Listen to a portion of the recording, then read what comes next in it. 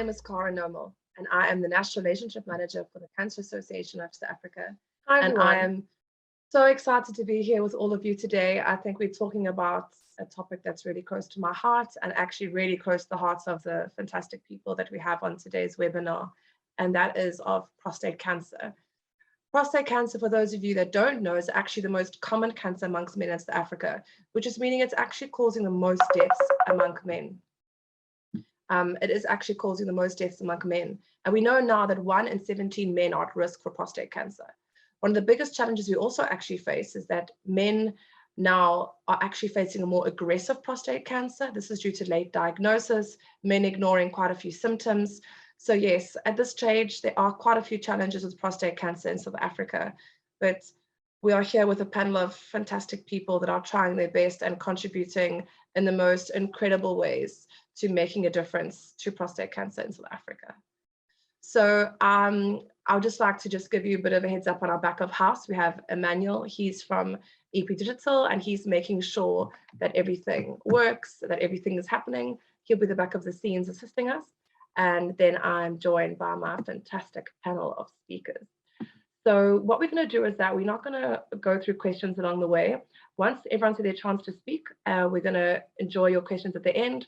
Please make sure to post them in the chat box and we'll get through each of them. If we do, unfortunately, run out of time, don't worry. We will make sure that we collect the last few questions that were not answered and we will get you answers and feedback within a couple of days. So yeah, thank you so much for your patience. And yeah, thank you for being with us today. So I think if I can start off, I met a wonderful man and he has a fantastic story that I think is just so important, and I think everyone here will definitely be impacted by it. His name is Professor Tifufelwi Muluiwa, and he is a Shivendan professor. He has a speciality in the language. He's been teaching me this morning on how to ensure my pronunciation is correct and that I acknowledge Chivenda the way it needs to be respected. So thank you so much, Prof, for all of that guidance this morning. And yes, he has extensive experience at University of South Africa as UNISA and Univen as University of Venda. And now in his glory days, and that's a part of his life, he has been so vocal and passionate about prostate cancer and as a survivor, sharing his journey and seeing how he can impact others around him. So thank you so much, Prof. Welcome here today.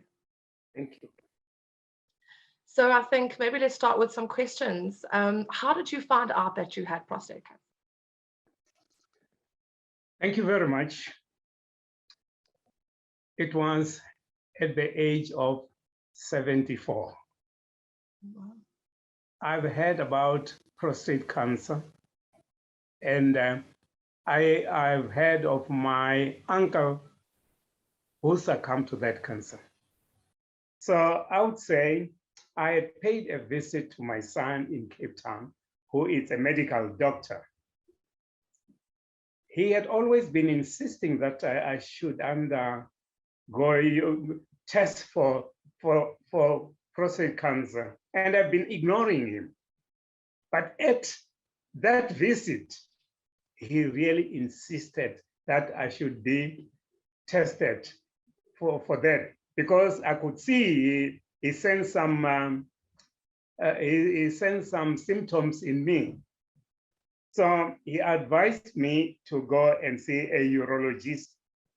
I went there, and the urologist, when he asked me some questions, I could see that he sensed that, oh, well, I should be having prostate cancer. He examined me, and then he said, oh, well, he would like me to go to the nearest medical center so that a biopsy should be taken to find out whether I have prostate cancer. Oh boy, the results came. And I was told that I have prostate cancer. Fortunately, he said it was only in 2 lobes. But honestly speaking, at the age of 74, I was really touched. And I found this to be tough news. I felt as if I was being sentenced to death. So it was discovered much against my wishes of getting tested at the insistence of my son. Wow. So I think that's so incredible, because the theme of CANSA's Men's Health Campaign this year is actually men supporting men. And I think that's so fantastic, because, you know, it's not the most fun thing to talk about, but the fact that your son was like, listen, Dad, like, I care about you. This would happen to your uncle. It's such a blessing. I think, unfortunately, men have a responsibility to encourage each other, you know, to encourage your friends, to encourage your sons, and vice versa, because, you know, at the end of the day, you're still here with us. You're still doing some incredible work. So it's such a blessing. So go your son. we are so proud for being bossy and sorting your dad out. Oh, yes, that's true. Definitely. Because, you know, you can imagine, you know, how I felt, because I was always insisting not to go for testing. But then he said, no, I have to go for that. Yes, it's always that one family member that has to shout at the other ones to get them to look after their health. So yeah, definitely he did a great job. Now, that must have had a bit of a different impact, obviously him being medical, but at the end of the day, how did your family react and take the news that you had prostate cancer? Obviously, you just mentioned now that you said, you know, it felt like a death sentence. You were in shock. It was very overwhelming for you. But what was it like for you when you actually told your loved ones? How did they take it? At first, I found it very difficult to share this with them. As I said, you know, when the results were made known to me, I felt, oh, well, I was given a death sentence. But fortunately, I was with my wife. And then she was the first person after my son, you know, had discovered that I shared with. I shared with her, but you can imagine how she felt. But then I was the one to say that, well, my wife, let us take this as a real good opportunity, because something has been discovered in me. But then I had also another problem, you know, and the problem was to tell my daughters and the other son, uncles, and so on, which of course was also a difficult time. But I had to screw courage and tell them that, oh, well, my urologist and my oncologist have told me that, oh, well, I still have a good chance to have this prostate cancer cured. Because, you know, they told me that, oh, well, it is not as vicious as these other cancers. So because of what they assured me, I was able to share this with my members of the family, who I could sense as I talked to them that they were indeed very, very much concerned about the state of affairs in which I was. I could totally relate. My dad was diagnosed with prostate cancer 4 years ago. And I know it's myself as well, being a social worker, and, you know, it doesn't matter, you know, I deal with cancer patients all the time. But when it's someone you love, you know, even though your son's a doctor, you know, when you care about someone, it adds a different dynamic, you know. My dad is still blessed to be okay and well. And but yes, I just got goosebumps now when you're saying that you told your family about your diagnosis, because that's something I can really relate to as a family member. And I know that it's really hard to see someone you love, and also because you know the person and you know your family members, you can see that they are upset, you can see they're scared, because you've known them since they were born. So, you know, it's also, you know, you're trying to protect each other and hide emotions, but you all know each other far too well. You know, they don't have to tell you they're sad, you can see in their eyes, you know. So yeah, but I think it's so good you had that opportunity and you shared. It's actually sad, you know, how many men actually don't even share, and actually go through it alone. They're going to treatment alone. They are actually telling a bit of a story about what's happening with them, and they actually don't tell people that they have prostate cancer, yet they are literally having all of these treatments and procedures, and it's actually quite heartbreaking. So it is really sad that a lot of men go through prostate cancer alone. But we're just hoping that, from this webinar, from listening to the testimonies and the people on here, that we hope that you would reach out, and that that your family does love and care about you. You don't have to be ashamed. And that if you do tell them, they will love you and put their arms around you and support you through it. So when we talk about treatments, I know this is different for every person. We know people always ask cancer, what are the most common side effects of treatment? How does it work? And then we know that, some people, there could be 4 of you all on the same treatment, and everyone experiences something very different. So from your experience, how did you take the treatments, and what treatments did you have? Thank you very much. I was very lucky because the oncologist that I was referred to, she was very much organized. That's good. And she assured me that in the stage in which the cancer was, there's still a chance of my getting healed. And this, of course, happened because, she referred me to somebody who did bone scanning and so on. And the results were good. And my son was always behind me, especially when we were told that, well, it has not as yet spread to the bones. And my son, together with the oncologist, were very ready to support me. The next step that I had to go through was the break therapy and the external beam, which has to do with radiotherapy.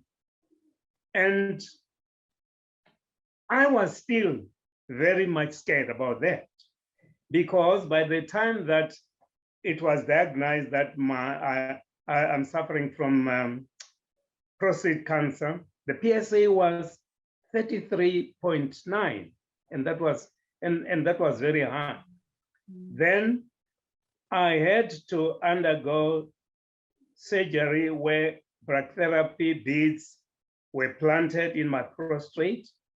And I was also told that I have to come back for 6 weeks to undergo a 6-week daily radiation as an outpatient.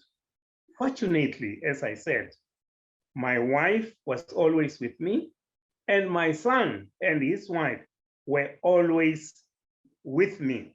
They even warned me, together with the oncologist, that, oh, well, I'll have side effects such as bruising, swelling, bleeding, discomfort, and pain during urination, and all those other things. And as I say, the support that I got from my son, my wife, and even the children was really great. It helped me to say, I am fully prepared to undergo this treatment, no matter how hard it would be, but I was really fully prepared. Oh, well, I was even told that, oh, well, there are quite a good number of side effects, including, those that I've mentioned. And I was told that, oh, well, as a male, there is a possibility of this ED, erectile dysfunction. And with the assurance from my oncologist, I felt, oh, well, I was going the right track. I think definitely, I think your story is such a perfect example of how a good support system can get a cancer patient through a cancer diagnosis. Because if you didn't feel that comfortable and supported by your oncologist, by your urologist, and if you didn't have the support of your family, I think your journey could have been quite different. Yes, exactly. You're right. And I think that, like, the value and the role, and we'll speak about it a bit later with Prof. Boldman, but the role of the spouse specifically in the family is just so vitally important. And we know sometimes it's also hard. I don't think it's an easy role being a caregiver, as we call it. That means someone who's actively helping someone through a cancer journey. It's not always easy, but it's definitely something that's for, as a family, when, we always say magic happens when families come together. And I think despite the challenges that you went through, there's a lot of magic there and a lot of love when a family comes together like that. Yes. And I'm also grateful for my pastor, who always, gave me support, and he also gave support to the family members. Definitely, who in turn supported me left and right. It's also important that the family is also getting just as much support as the actual cancer patients, because everyone needs to cope in their own way. So, Prof, just to end off, Prof. Tifofelui, what is your words of wisdom for any prostate cancer patients out there that are joining us that are actively on treatment? What would you like to share with them? In which I went, and people should all see to it that they go for tests yearly. That I think is a good thing. And I would also like to advise that that people who are really stressed should get counseling services. And people should always keep in touch with their oncologists and stick to what they ask them to do. That definitely will help them, and they will feel that they are on the right track. Definitely. I think that the communication between patient and oncologist is vital to someone having a better journey. Thank you so much, Prof, for being with us and for sharing your journey so openly. It's been wonderful. Welcome. So if anyone has any questions for Prof, please put them in the chat box and we will get to them later. Thank you so much, Prof. I'm going to now go over to Dr. Nico Lawrence. Dr. Nico is a qualified urologist and consultant in pediatric urology at Steve Biko Academic Hospital and at the University of Pretoria. He has a specialized interest in reconstructive urology, pediatric urology, and uro-oncology. So we are really grateful to have someone of your stature with us today. Welcome. Thank you so much. So I think one of the most common questions that actually we get asked, and is a bit of a funny one, is where is the prostate and what does it do? I think because it's not something we can see, in men's cancer, it's a testicle, it's swollen, or the breast, it's got a lump, or unfortunately, it's prostate cancer is not one of those cancers that's visibly, you can visibly see the challenge. So for a lot of people that don't actually know what the prostate does or where it is, please could you enlighten us there? Of course, by all means. So the prostate is one of the male accessory glands.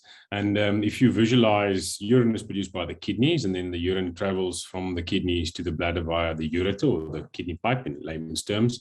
That is stored in the bladder, and then directly beneath the bladder, in the pipe basically that carries urine from the bladder to the outside via the penis, surrounding the urethra. That's the name for that pipe. Excuse me. That's where we'd find the prostate. And prostates are, I think Prof. Boldman will agree with me, are very unique organs. They don't start bothering us as men until in our older age. And the function of the prostate is it's actually contributes fluid as part of the ejaculate. So as part of semen, the prostate contributes fluid towards that. And it actually basically makes sperm swim faster and energizes them to be able to travel forward. So it has what we call accessory gland. So it creates a fluid that mixes with the sperm that come from the testes. Also, the tubes that carry sperm from the testes open up alongside the prostate, basically. And then when a man has ejaculation, that's when the prostate also contracts via smooth muscle, and all that prostatic fluid is then released. Okay, yes, well. So yes, that's definitely a bit of a mouthful. But we also know that it is the size of a walnut. So if you guys can imagine that in terms of like sizing, it's about like a nice sort of size. And yes, it does have an important role to play, as you said, as an accessory to other functions in the male reproductive system. And obviously, I think a bit more handy when the gentlemen are younger, but we can't say that. Men love having children at all ages, so we can't discriminate. Obviously, it's making sure that sperm is there, that if a male is having, that if he does want to have a family, etc., that everything is working, the sperms are going fast, etc. So, and everything is working well, including that ejaculation. So it's something that we get asked a lot, and I think people don't really, because you can't see it, you don't really know how valuable it is to a man's everyday. So also another thing, the most common signs and symptoms, and I think this is problematic because you can't see it or you can't technically like feel it as such. So what are the most common signs and symptoms that men are experiencing that have prostate cancer? I think that's an important question because, I mean, if we speak of breast cancer, or we speak of pancreas cancer or any other palpable organ, there's often something that presents. For instance, bladder cancer, often a patient presents with blood in the urine. And the important thing, and I think this is very important for us to emphasize today, is that prostate cancer is often completely asymptomatic. Prostate cancer in some patients where it's early is only picked up when we do the PSA, and I'm sure we'll speak a little bit later about the PSA blood test. But prostate cancer in actually a large majority of men are incidentally picked up. So it may be completely asymptomatic. An older man that routinely goes to a general practitioner or perhaps sees his urologist, again, we do a blood PSA level and we see that it's elevated. Now, that's where it's mainly localized prostate cancer. Often when a prostate cancer involves, as in the case of Prof. Moliwa's case, we mentioned both lobes. If it isn't both lobes and the cancer actually grows towards the inside of the penis or the inside of where the urethra, the urine runs through, patients may present with what we call LUTS. Now, LUTS, that's the medical term for struggling to pass urine, and often you can't keep your urine in. So these men might present with, when they go to the toilet to pass urine, the urine runs a little bit slower, and they might get up more than 2 or 3 times at night to pass urine. So that's for localized prostate cancer confined only to the gland itself.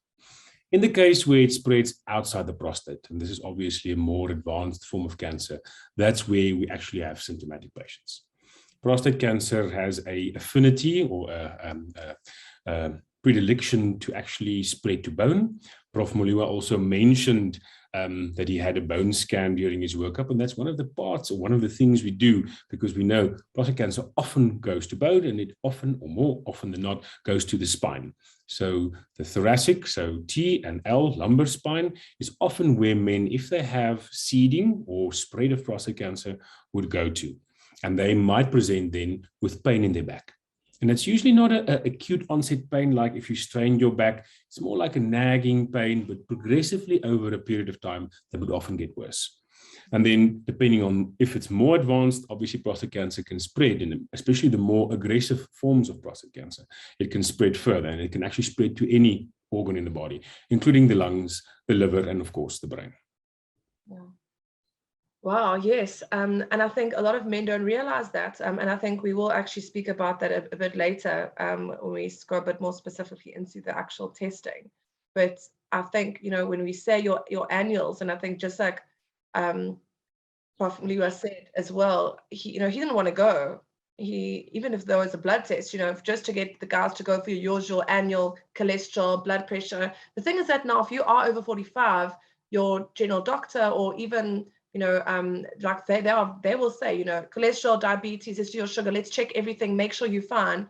And then they want to check your PSA blood as well. So a lot of people don't realize that blood test is the first port of call as a start. And I think it's quite crazy because the fact that so many men are getting picked up asymptomatically through a test, which means there's so many that are not going for them.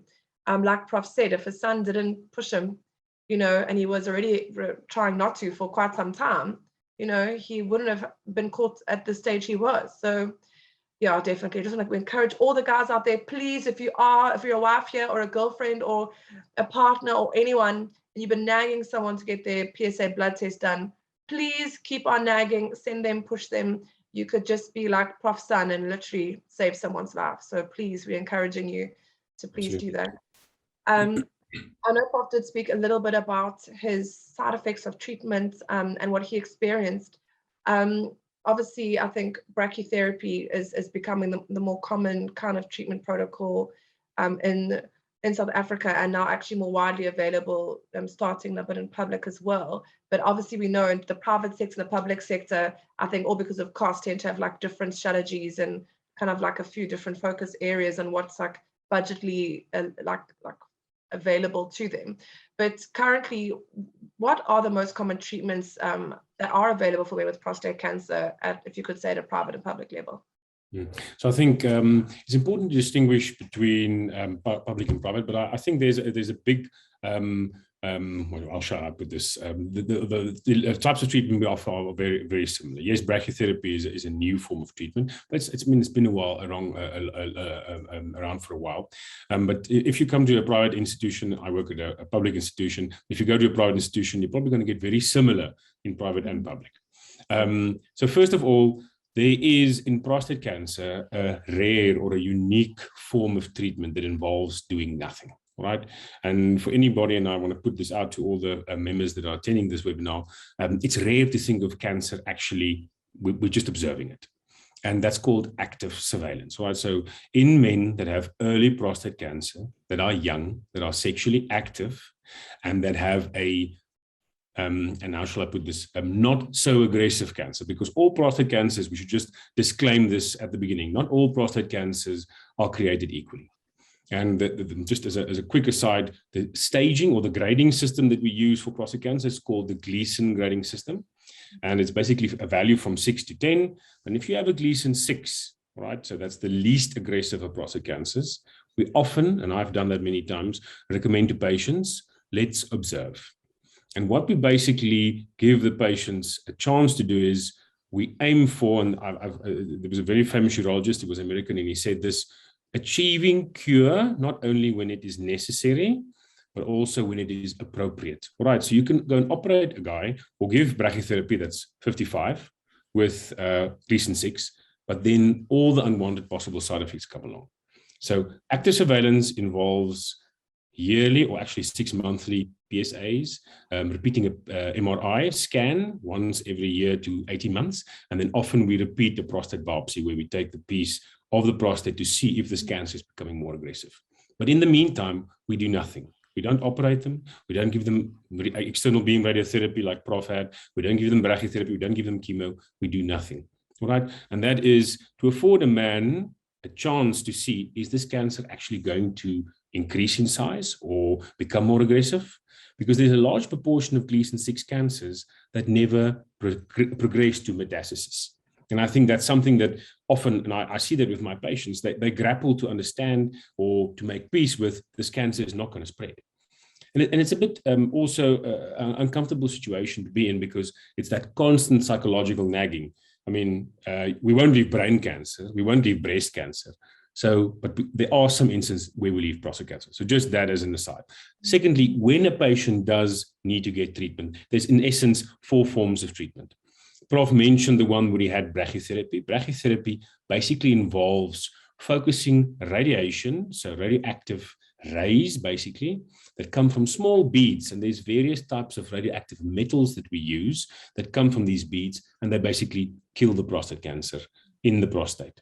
Right? We implant these beads under general anesthesia. And then when we do that over a period of 12 months, all of the cancer cells in the prostate are destroyed. So that's the one form of radiation therapy.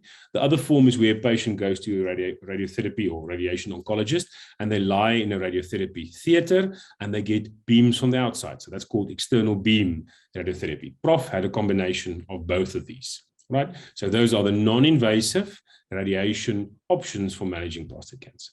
And that's also for localized or at most a T3 or locally advanced prostate cancer, where the prostate cancer has actually gone outside the capsule or the lining surrounding the prostate. Then there's surgery. And surgery, there's many forms of surgery. We can do an open prostatectomy where we remove the prostate via an incision, or we can do it with a robot. There's a lot of interest in the media as well about the robotic prostatectomy that we can do. In essence, it's the same procedure, just done in a different method. And basically, we remove the prostate and, or if it's necessary, the lymph glands to which the prostate drains to check that there's no cancer cells in the lymph glands. All right. Then, if prostate cancer becomes more advanced, T4, or a very aggressive cancer, or if it's spread, gone to the bone, gone to the liver, or anywhere else, we basically give patients a form of treatment that takes away testosterone. And we know that prostate cancer cells basically grow on testosterone. So if you take that away, the cancer stops growing for a period of time.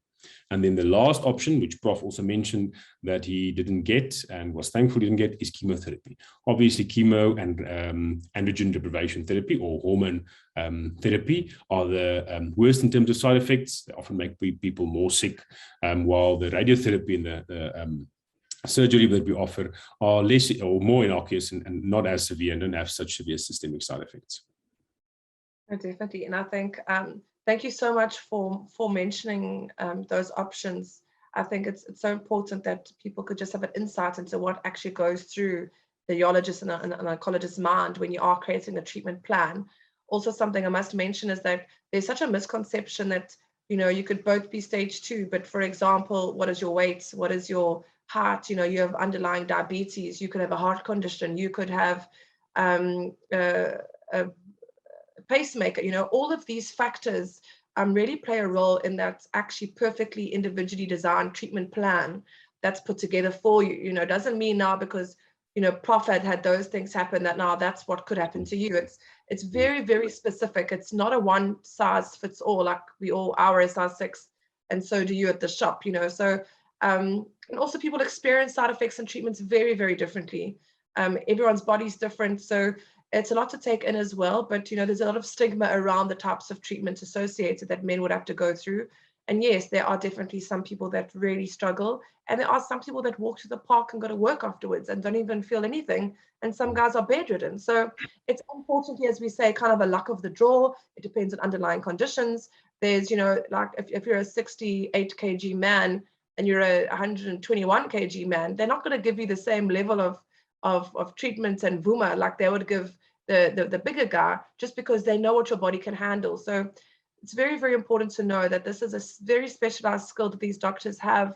And as you heard, the urologist and the oncologist together as a team would work together and design a specialized program that's perfect for you and what your needs are. So Doc, I know we spoke about the treatment now. We actually covered quite a few good things, especially even what the prostate is. But I think I'd just like to end off saying, what would you like men listening to us today to know? I think what's your important message that hopefully a man or a lady or anyone here could walk away with? I think there's 2 take-home messages, and it took me a long while in practice to realize that patients often have misperceptions. So if you go to your GP for a yearly checkup and you're 65 and above, and he only does a PSA, he's not doing his job. A thorough examination involves having a finger test or a rectal examination as well. And the reason why I say that is, as I mentioned earlier on, there's the Gleason grading, and it's all good and well if you have a slow growing or intermediate aggressiveness cancer, because then your PSA will go up.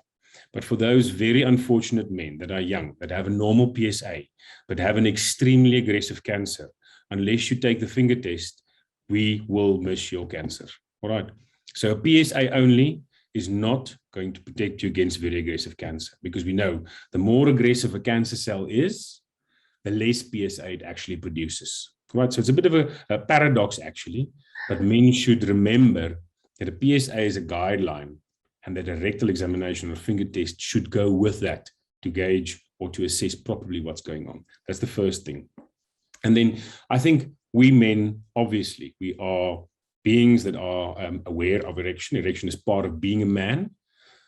All men that have cancer, aggressive prostate cancer, and that don't want some form of treatment and then defer treatment, eventually, in any case, lose their erections.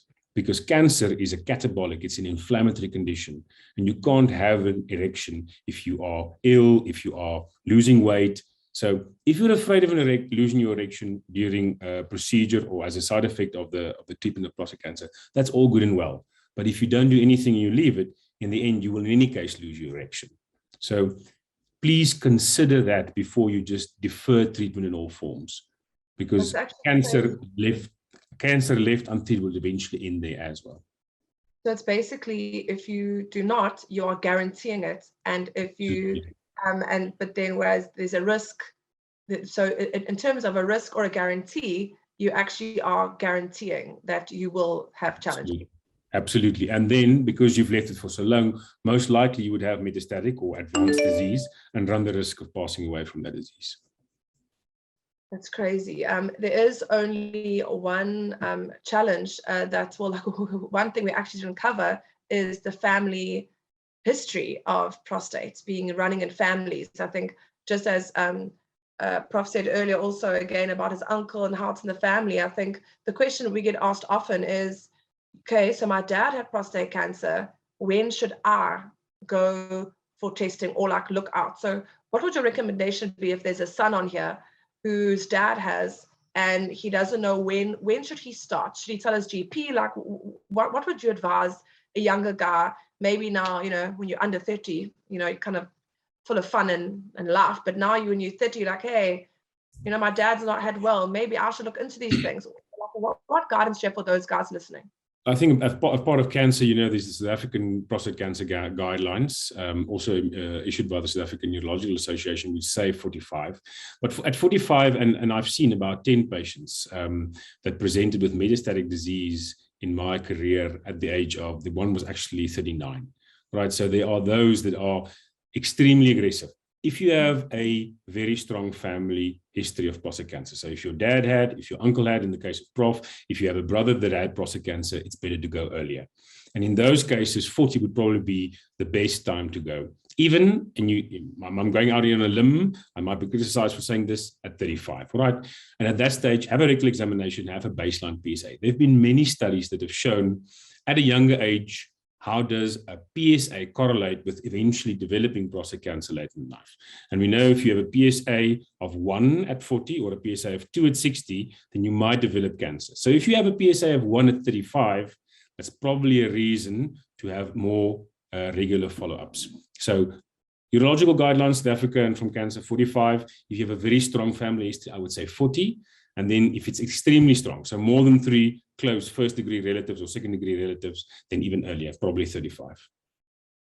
That is some excellent advice. Thank you so much, Dr. Nico, for joining us and all of your fantastic guidance and advice.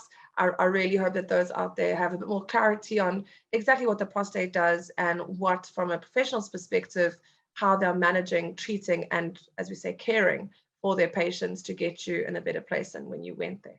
So thank you so much, Doctor. And my pleasure. Yes, thank you for joining us.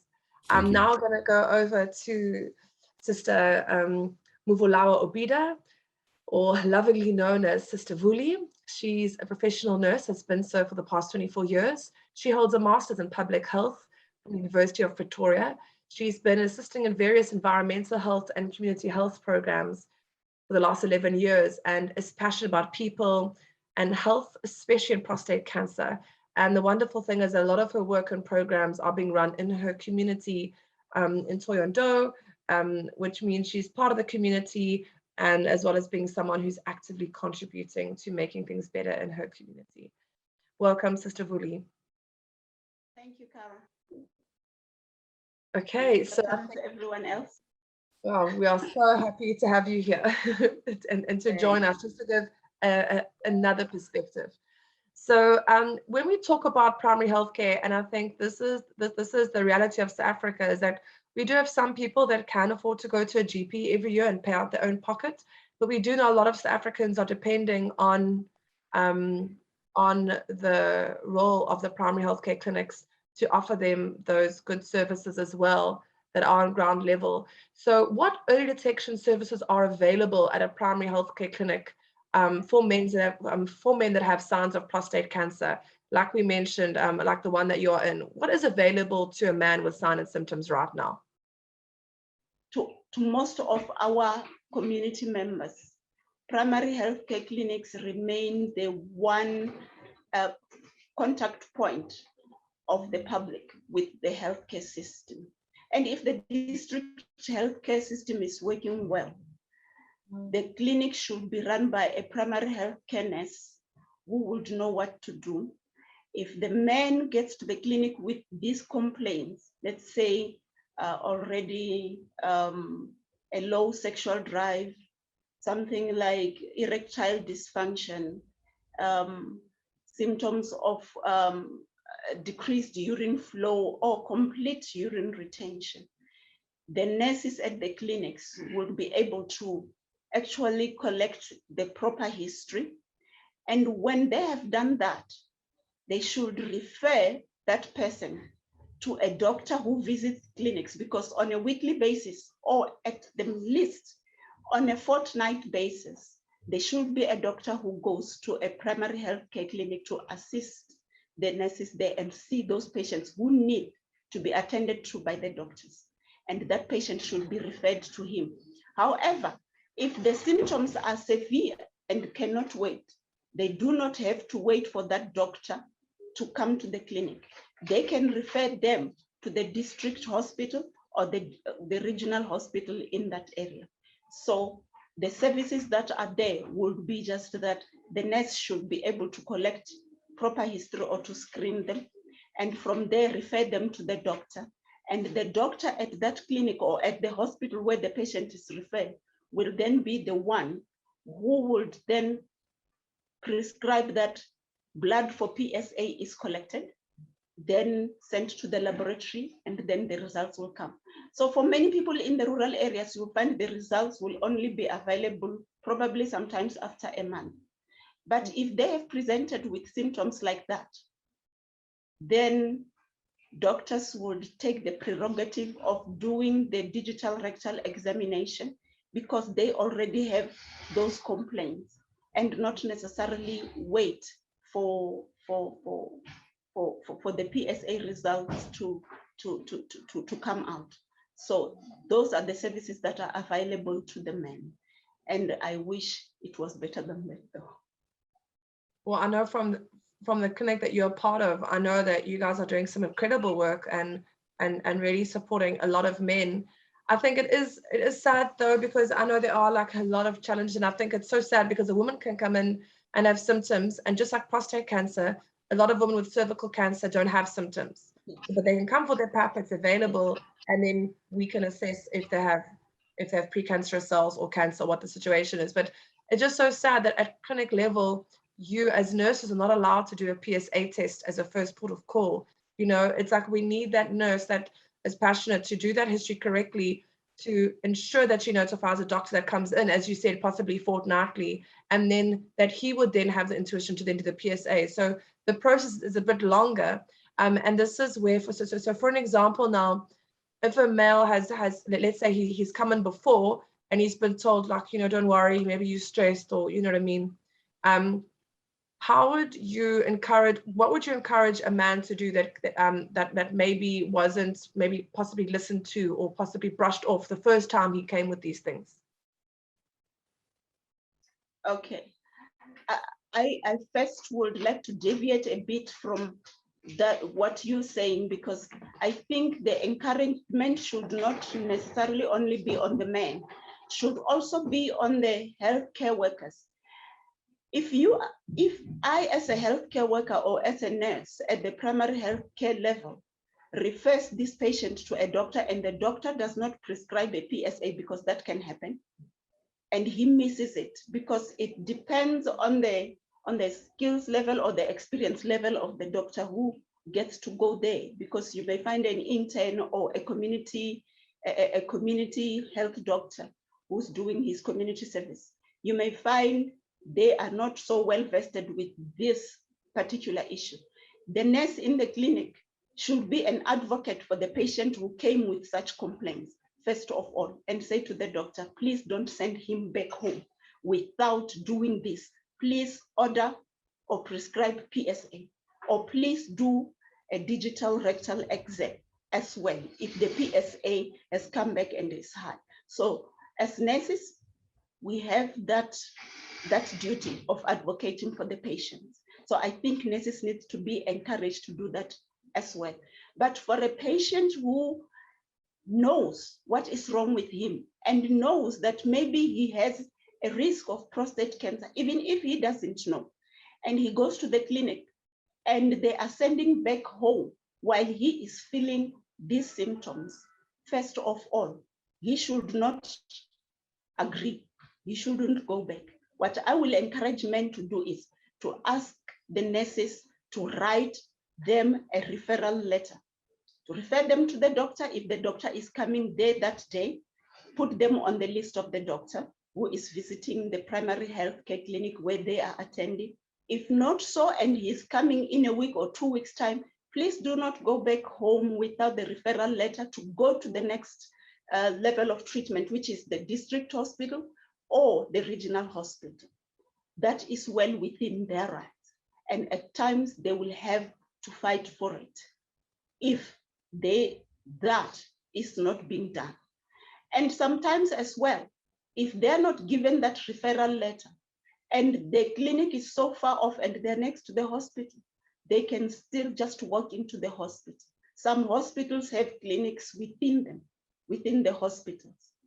Go to that clinic where they will write the referral letter for you to go and see the doctor right there in the hospital. What I would like to urge men to do is please take charge of your health. Nobody is feeling what you are feeling. It's you who's feeling it. Don't go home without the necessary assistance that you need or the necessary treatment. Wow, you make me so happy when you speak, because as a social worker as well, wow, I think you're so passionate, and wow, I wish we had one of you in every clinic shouting for the men to make sure that men get that level of care. And I think that's such incredible advice. I think, we do ask all the nurses out there to play that advocacy role, and as well as the patients. Yes, we know, you aren't crazy, as Sister Muvalawa said, you know your body, you know something is not right, and therefore we need you to persist and we need you to follow through. And the thing is that it's happening everywhere. It's not only happening in, for example, how many health clinics. We know, for example, as Dr. Nico said earlier, the aggressive cancers are not coming through. They're just doing a PSA blood. It says nothing. They're going back home for the next year. So do you know what I mean? It's a risk everywhere that men are getting missed when they shouldn't. So we're encouraging all of you out there just to really take charge of your health. I think that's one of the best messages of today, is to take charge of your health. That's a fantastic message.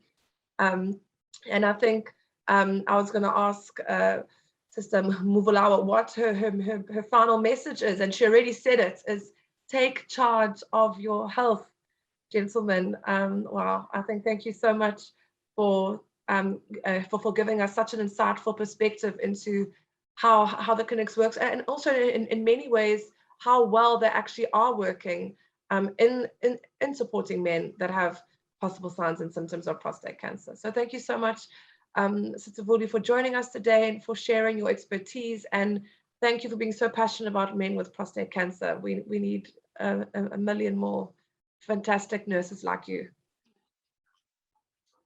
Thank you so much for joining us. I know, guys, we are running a little bit late of time, but we've had a really interesting and fantastic conversations with some incredible professionals. So I'm just going to go over to our head of the pack, as we'd say. We've had everyone here joining us. We're now going to have Prof. Boldman. Thank you so much, Sister Vuli. So we have Prof. Filiana joining us. As Emmanuel mentioned, they are in a field office in Thohoyandou as part of the fantastic work they're doing, and Prof's busy with some research, etc. And yes, so they're coming live from the throes of the incredible work they're doing. Welcome, Prof. Thank you for joining us. Thank you very much, Cora, and thank you so much for this opportunity. I think it was long overdue. Thank you. I'm just glad that we could try and get all of you together. I think I know, and my apologies, we are running a bit late, but we should be just another 10 more minutes. So if you'd please stay joined, I know that you'll also be impacted by Prof's input. Prof. Boldman is a medical doctor and holds a doctorate from the universities of Free State and Pretoria.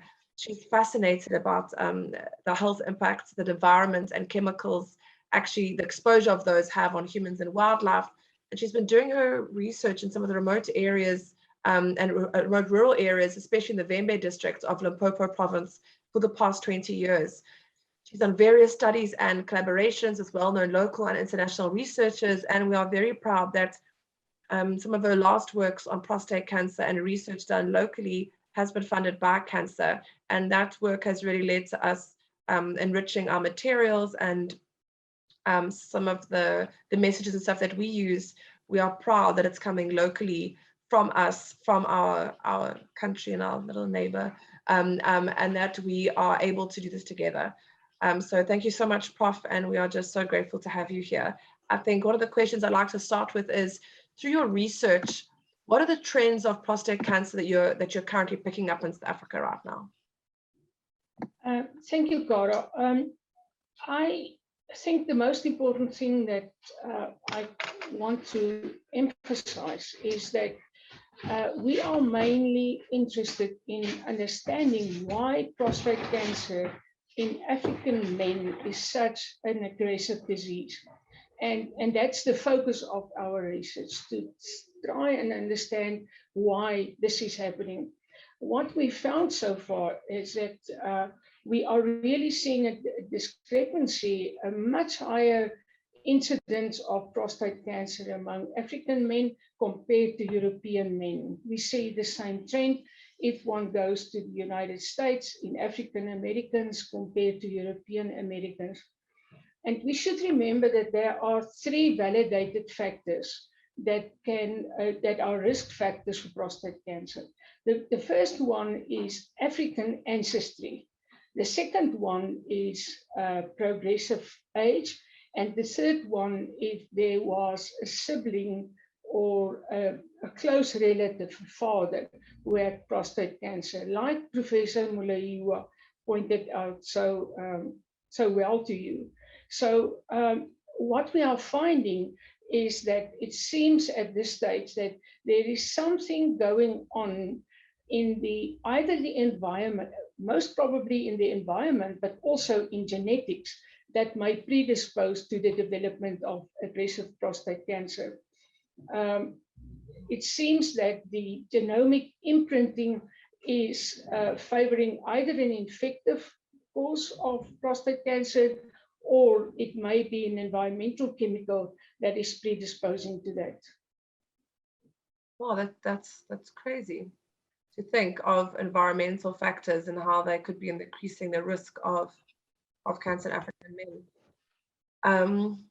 Oh, wow, and I know that I know with from the genome research you've done amongst different tribes and the differences and the different prevalences. Would you like to share a bit more with us about that? Sorry, Cara, I couldn't hear your question.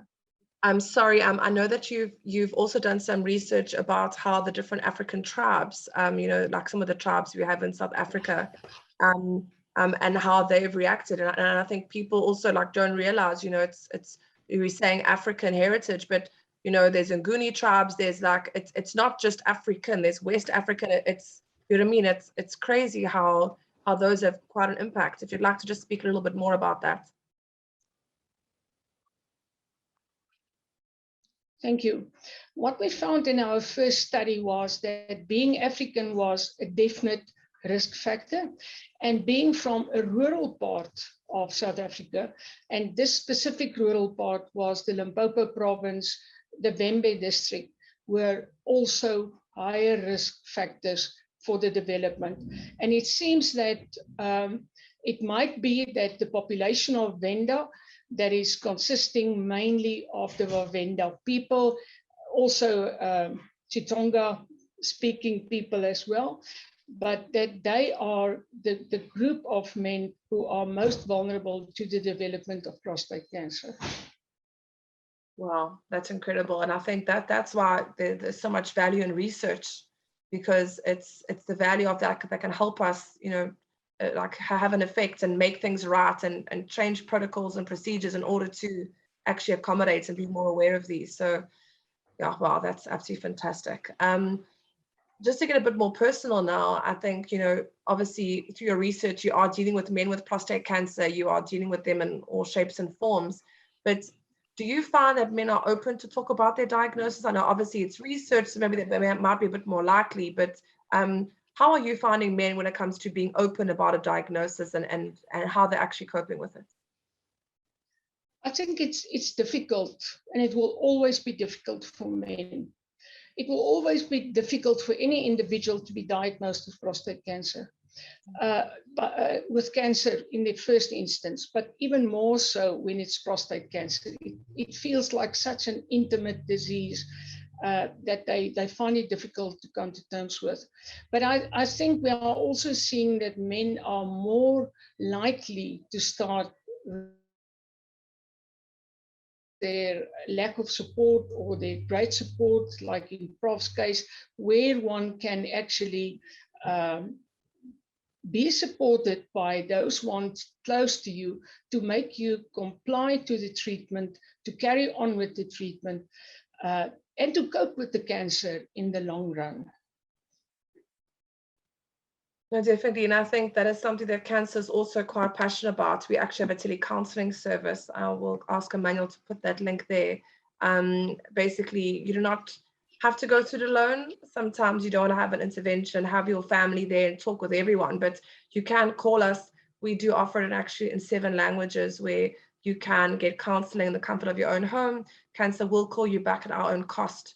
And you can call us on our toll-free line at 0800 222 6622, or you can email us at info@cansa.org.za, and that is counseling for a person that has cancer, as well as a loved one who's actually supporting a family member, because that's also not easy. Thank you, Emmanuel, for that link. I think that's actually then the next question I'd like to ask you, Prof.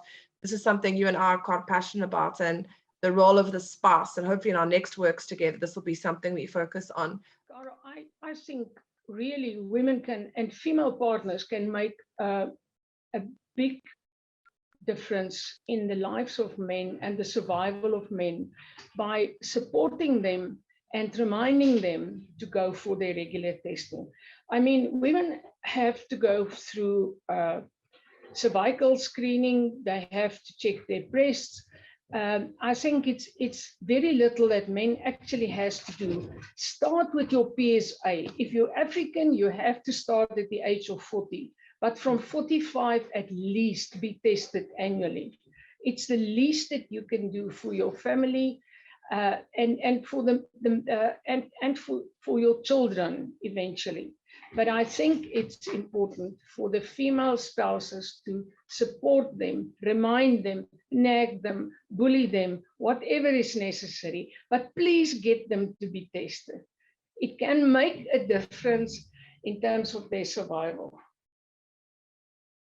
No, definitely. I think that's a very passionate way to put it. And I think just as Prof said also earlier about his son nagging him and driving him absolutely crazy, it's so vital. Now, when we come to the other side of things, we're asking about, what is the role of spouses, but when we're also asking about when it comes to coping, when it comes to being a spouse that's in the throes of a man that's going through treatment and he's not doing well and he's overwhelmed and it's hard.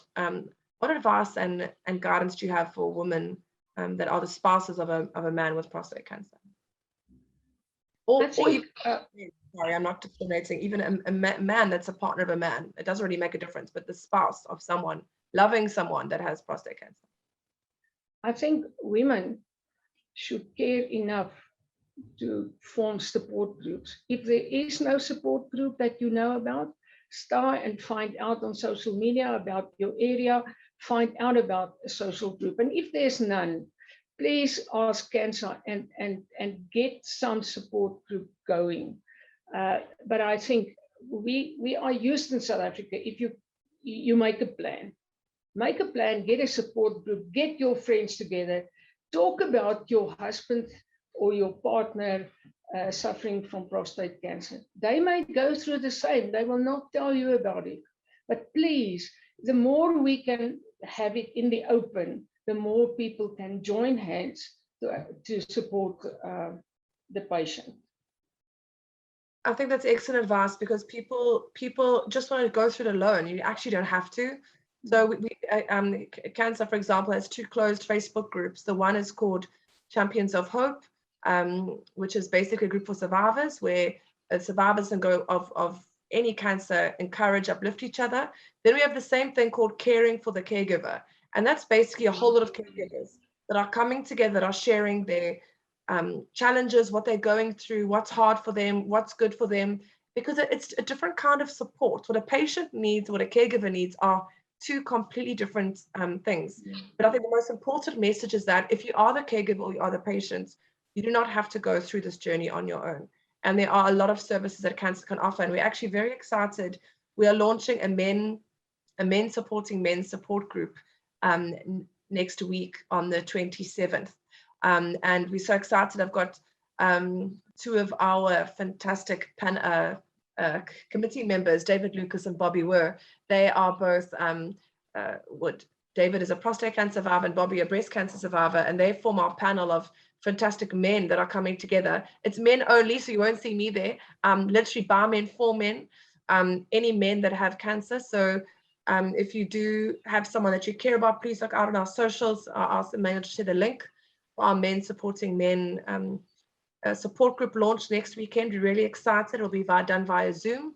You know, there are guys all over the place, but you know, in these times and busyness, you know, it's not always easy to get together physically, but there is something available and men do not have to be alone. So I think for myself, Prof. Filiana, I'd like to thank you so much for your input and your time with us today. I'd like to thank all of you that stayed. My apologies for us running a bit late, but I think it was such an interesting panel with the most incredible speakers with such a variety of wealth of knowledge in different areas. And I think, you know, you can't just look at prostate cancer in one light. You can't just look at it from on the ground. You can't just look at the doctor. You can't only look at signs and symptoms. You know, we have to look at prostate cancer as a whole. And I want to thank every single person for being here today. I know that we did get questions. My apologies for not being able to get through them, but we will answer your questions. We will email back to you the next few days. We've really spoken to our fantastic panelists who have agreed to take any questions addressed to them, and we'll forward those back to you. So thank you everyone for joining us today. Thank you for your time. We hope that at least there was one thing you took away from today that could make a difference in your life. Take care and look after the men in your life. Look after yourself. And men, if you're on here, go and get your PSA test. We're going to end with a fantastic video that CANSA is really proud of to encourage you to go and get your PSA blood test. So Emmanuel, please, if you could just share the video quickly so the guys can see it as they go out. Take care, everyone.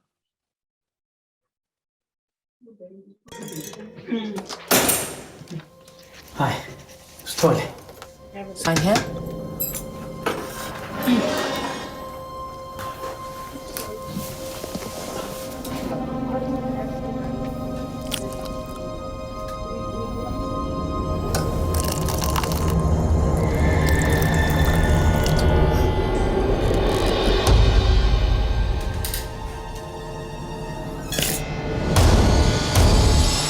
Mr. Sitole?